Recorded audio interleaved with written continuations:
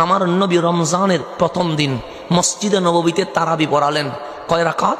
20 রাকাত বিল জামাতের সাথে। তো মানুষ তো জানে না নবী তারাবি পড়াবে।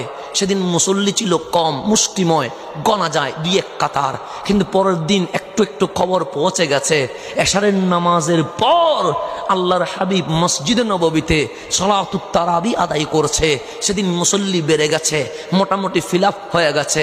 আমার নবী জামাতে তারাবি পড়ালেন, সবাই চলে গেছে। এখন দ্বিতীয় দিন খবর আরো দূরে দূরে চলে গেছে। এখন দূর দূরান্ত থেকে সাহাবায়ে কেরাম আসতে লাগলেন, কারণ আজ রমজানের সময় একটা এক্সট্রা আমল যেটার নাম তারাবি। আমার নবী তারাবির নামাজ পড়াইতে লাগলেন। আজকের দিন মসজিদে নববী পার হইয়া মাঠ পর্যন্ত কি হয়ে গেছে? বীর হয়ে গেছে। এখন চতুর্থ দিন সব দিকে খবর পৌঁছে গেছে, নবীজি তারাবির ইমামতি করছে। এখন দলে দলে মানুষ মসজিদে নববীতে। আমার রাসূল সেদিন আর ঘর থেকে বের হয় নাই। ঠিক সাহারি করে ফজরের নামাজ পড়তে আসলেন। সাহাবায়ে কেরাম বললেন, নবী গো, প্রথম দিন তারাবি পড়লেন, দ্বিতীয় দিন তারাবি পড়লেন, তৃতীয় দিন তারাবি পড়লেন, আমরা অনেক দূর থেকে এসেছি তারাবি পড়ার জন্য, আজকে তো আসলেন না।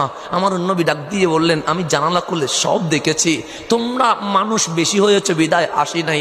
সবাই বললেন, কেন আসি নাই? আনা আখাফ, আমি ভয় পাচ্ছিলাম। নবীর ভয় কিসের?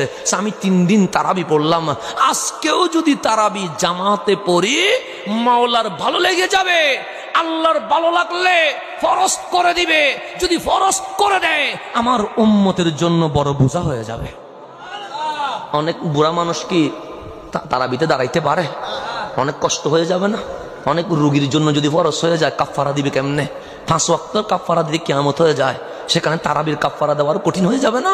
তো আমার রাসূল বলেন, আমি ঘরে আদায় করে নিয়েছি, জামাতে পড়ি নাই, কারণ জামাতে পড়লে ফরজ হয়ে যাবে।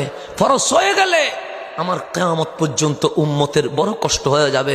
সেজন্য তারাবিকে কেউ ফরজ বলে না, তারাবিকে কেউ ওয়াজিব বলে না, বলে কি সুন্নতে মুআক্কাদা বলে।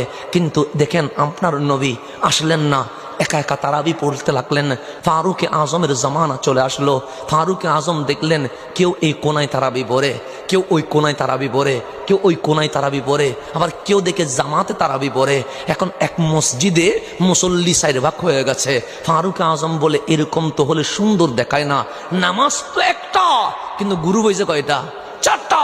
তখন হযরতে কাবকে ইমামতির মুসল্লায় দাঁড় করায়া ফারুক আজম বলে, আজকে থেকে জামাতে তারাবি হবে, কারণ এখন আর ফরজ হওয়ার কোনো সুযোগ নাই, যেহেতু রাসূল নাই, ফরজ হওয়ার কোনো সুযোগ নাই। কাব তোমার ইমাম।